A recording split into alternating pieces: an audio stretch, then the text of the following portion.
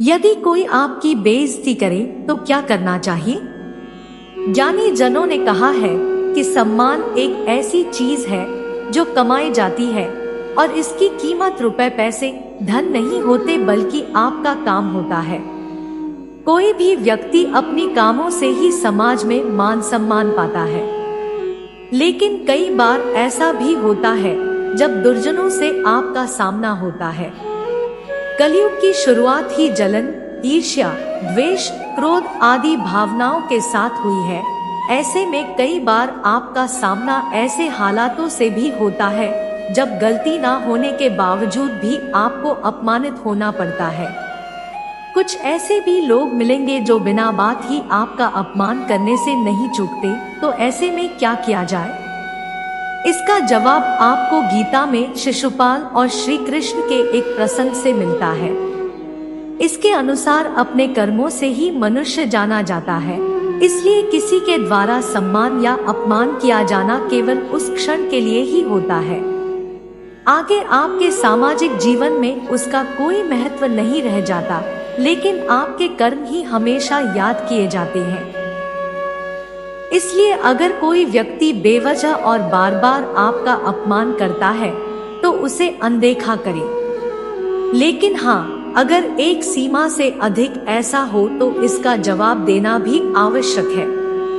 पर जवाब का अर्थ यह नहीं है कि आप भी बदले में उसका अपमान करें। वास्तव में ऐसा करना आपको उसके अपमान का ही हकदार बनाता है। इसलिए यह जवाब भी आपको अपने कर्मों के द्वारा ही देना होगा। उसके अपमान की जो भी वजह हो उसे अपने कर्मों के द्वारा गलत साबित करें। यकीन माने, संभव है अपमान करने वाला व्यक्ति भी आपके लिए सम्मान के दृष्टि रखने लगे। अगर नहीं भी तो उसका परिणाम अन्य सभी रूपों में आपके लिए सम्मान ही लेकर आएगा। श्री कृष्ण और शिशुपाल के बीच एक करीबी रिश्ता होने के बावजूद संबंध अच्छे नहीं थे। शिशुपाल श्री कृष्ण की बुआ का बेटा था, इस तरह रिश्ते में दोनों भाई थे।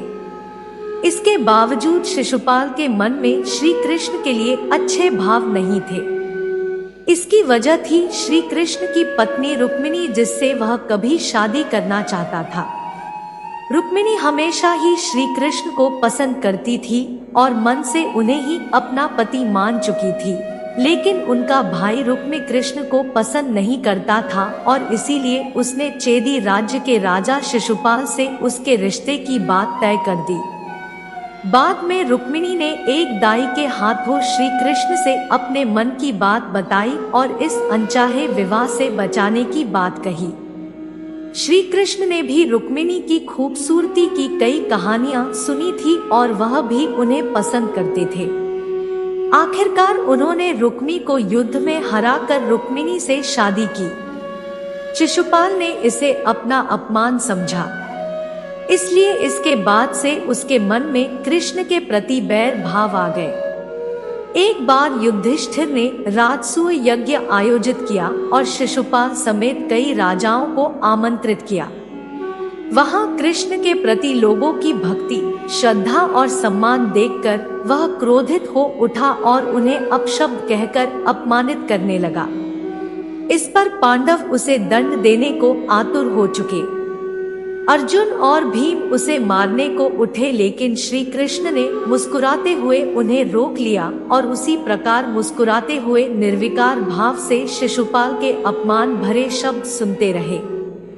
एक प्रसंग के अनुसार श्री कृष्ण ने अपनी बुआ को वचन दिया था कि वे शिशुपाल की 100 गलतियों को क्षमा करेंगे, लेकिन उसके बाद भी उसने कोई गलती की तो उसे उसका दंड अवश्य मिलेगा। श्री कृष्ण ने यहाँ वही किया।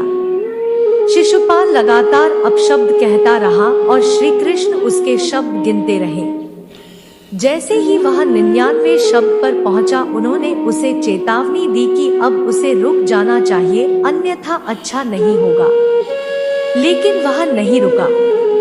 इस प्रकार 100वें शब्द के पूरा होते ही उन्होंने सुदर्शन चक्र से उसका सिर धड़ से अलग कर दिया। इस प्रसंग की सीख यही मानी जाती है कि बेवजह किए अपमान को एक सीमा तक दरकिनार करना चाहिए। लेकिन उसके बाद अपमानित करने वालों को अपनी वास्तविक क्षमता का एहसास अवश्य कराना चाहिए।